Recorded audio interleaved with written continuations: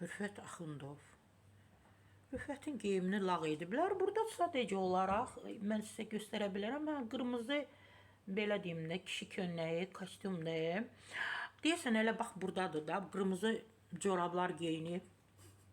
Bizdə əyləşəndə kişilərin bilirsiniz ki, şalvarının ətəyi biraz yuxarı da artırılır da.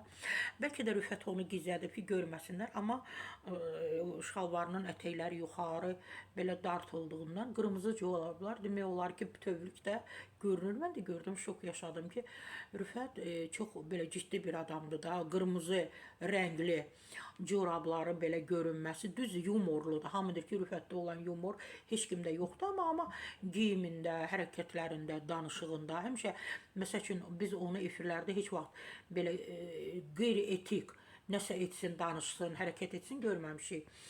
Amma doğrudan da mən o mən də o fotonu görəndə, eləyəndə gördüm, əsasən də kamera qırmızı corabları çəkibdi. Belə krupunu, belə böyük, biz ona deyirik də, böyük bir formada tamaşaçılara göstərib.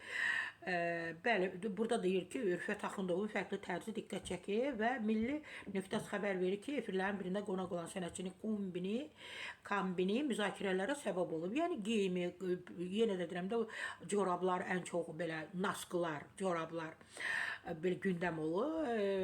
Lağa qoyublar. Ən çox da sosial şəbəkə izləyiciləri, bəziləri onun geyiminə, sosial şəbəkə izləyicilərdəki dəhşətli gözləri, hər şey onlarda tamamdır. İndi gəliblər müğənnilərlə, jurnalistlərlə, digərlərinə yazırlar, lağa qoyurlar. Onlar get-gedə Elzanın tərzinə keçir.